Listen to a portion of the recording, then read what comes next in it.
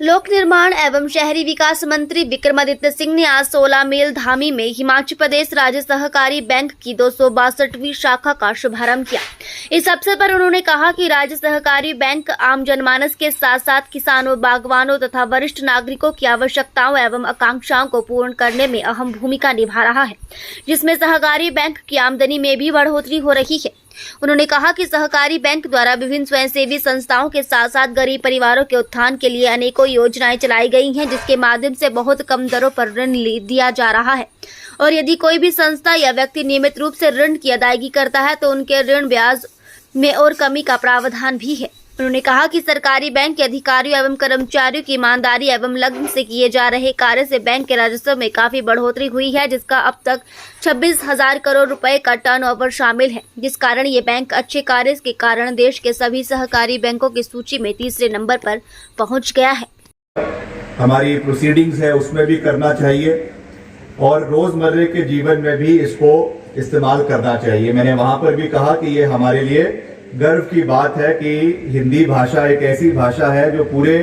देश के अंदर बोली जाती है, मगर तब भी आज तक इस आजादी के इतने साल बाद भी हम उसको अपनी राष्ट्रीय भाषा हिंदी को नहीं बना पाए हैं।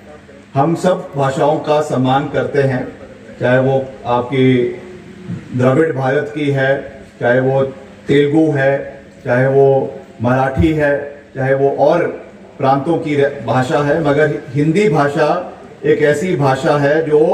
पूरे देश को एक धागे में पिरोने का जो है वो कार्य करती है। इसलिए इसको ज्यादा से ज्यादा इसका प्रचलन होना बहुत आवश्यक है। और मैंने उस दिन भी ये बात कही कि हमें गर्व होता है देखते हुए जब अंतर्राष्ट्रीय स्तर पर, अंतर्राष्ट्रीय मंचों के ऊपर देश के प्रधानमंत्री हिंदी में वार्तालाप करते हैं और अमेरिका के, यूके के, जापान के जो राष्ट्रपति है, फ्रांस के राष्ट्रपति है, रशिया के राष्ट्रपति है, उनको भी हिंदी अनुवादन सुनना पड़ता है। ये हमारे लिए गर्व की बात है। ये कोई, इसमें कोई पार्टी की बात नहीं है, इसमें कोई पार्टी विचारधारा की बात नहीं है। ये हमारे राष्ट्रीय जो है वो मूल्यांकन है और उसे बनाए रखना मैं समझता हूँ ये हमारा सबका दायित्व बनता है, हमारी जिम्मेवारी बनती है और मिलकर हमें आगे चलना है, अर्थव्यवस्था को मजबूत करना है, इलाके के विकास कार्यों को आगे लेकर जाना है। अभी मैंने कुछ ही दिन पहले यहाँ की जितने हमारे टूटू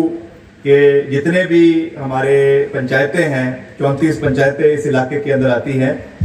उसका हमने एक बैठक करी थी जिसमें सभी प्रधानों को, उप प्रधानों को, हमारे जिला परिषद सदस्य और जो भी और पंचायती राज के चुने हुए प्रतिनिधि हैं उनको उसमें आमंत्रित किया गया। और जितने भी विकासात्मक कार्य इलाके के अंदर चले हुए हैं उनको गति देने के लिए हमने निवेदन किया, क्योंकि बहुत सा हमारा पैसा जो अलग अलग योजनाओं के तहत ब्लॉक में आया था, चाहे वो मनरेगा की दिहाड़ियां हैं, चाहे वो विधायक निधि के माध्यम से आया है, सांसद निधि के माध्यम से आया है, 15वें वित्त आयोग, 14वें वित्त आयोग के माध्यम से जो डायरेक्ट पैसा पंचायतों को आता है वो आया हुआ है। बहुत से विकास कार्य है जो हम तो अपनी ओर से बजट का प्रावधान सरकार की ओर से करवा देते हैं, मगर अलग अलग कमियों की वजह से वो पैसा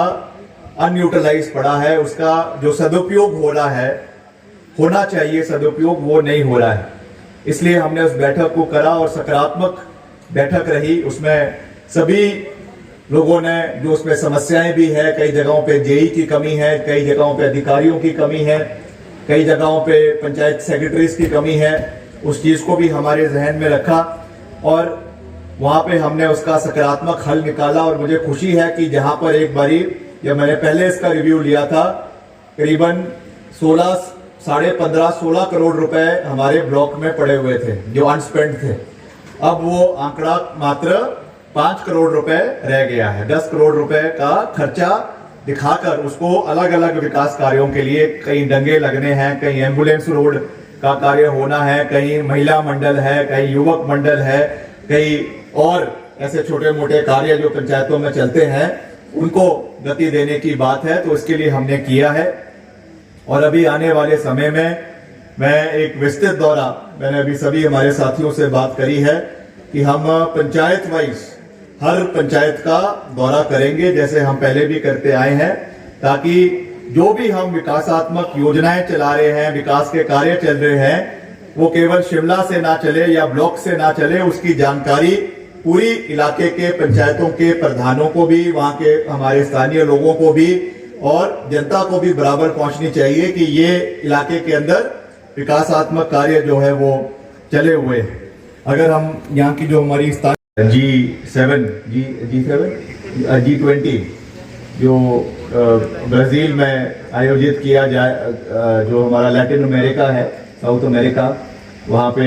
हिमाचल प्रदेश का बैंक का नाम उसमें आना अंतर्राष्ट्रीय स्तर पे, ये हम सब के लिए गर्व की बात है। तो निश्चित तौर से जैसा चेयरमैन साहब ने कहा कि ये बैंक जो है ये आप लोगों का बैंक है और इसका भविष्य भी स्थानीय लोगों के हाथ में है, आप लोगों के हाथ में है। तो मेरा ये निवेदन रहेगा कि आने वाले समय में इसको ज़्यादा से ज़्यादा हर तरीके से, चाहे वो डिपॉजिट है, चाहे वो लोन्स लेने हैं, चाहे आपके एफडीज है, चाहे आपके सॉफ्ट लोन्स लेने की बात है, चाहे स्टूडेंट सब्सिडी लेने की बात है, चाहे बागवानों किसानों के लिए लोन्स लेने की बात है, उसमें आप ज़्यादा से ज़्यादा लाभ इस बैंक का उठाए, ताकि यहाँ की जो हमारी अर्थव्यवस्था है इस इलाके की वो बढ़े। और वैसे भी मैं समझता हूँ कि जो ये हमारा अभी जैसे कह रहे थे 16 मील का इलाका है, ये पिछले 10-15 साल के अंदर इसमें बहुत कायाकल्प इस पूरे इलाके के अंदर हुआ है। जो बड़े बड़े इंस्टीट्यूट्स यहाँ पे खुले हैं, जिसमें अभी आपके 16 मील का जो डिग्री कॉलेज है इसका हमने जिक्र किया, हमारा नेशनल लॉ आपकी एकेडमी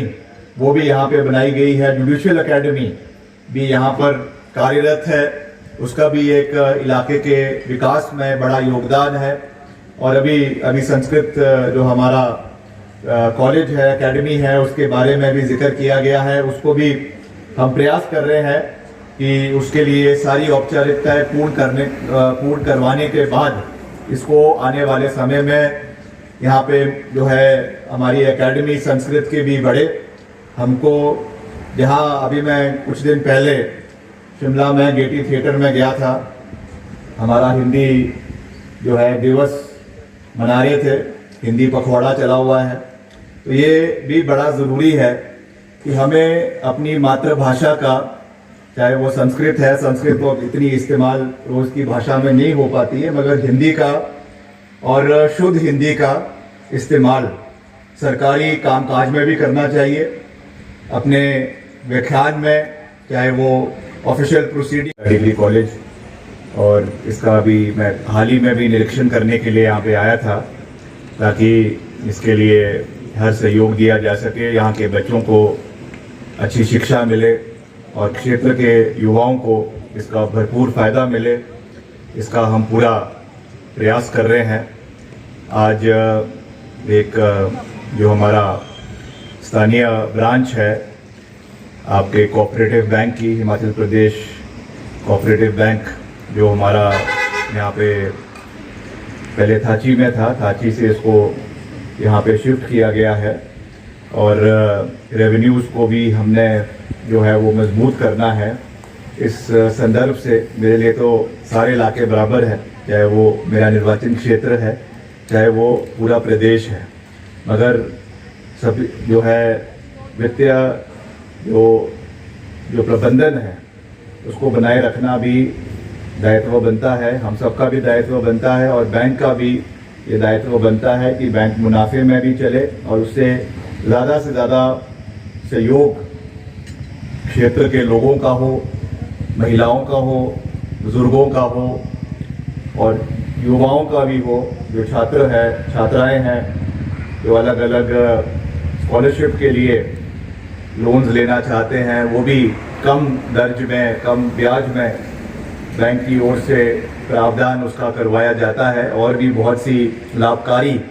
स्कीम्स है जो हमारे इस बैंक के माध्यम से चलवाई जा रही है। अभी उसका विस्तार पूर्वक जो उसका ब्यौरा है वो हमारे चेयरमैन साहब ने, आदरणीय श्री देवेंद्र श्याम जी ने यहाँ पे हमारे बीच में रखा। मैं इसके लिए इनका दिल की गहराइयों से बहुत बहुत धन्यवाद करता हूँ और साथ ही साथ यहाँ पर ये आए भी हैं, इसके लिए इनका आभार। हमारे बीच में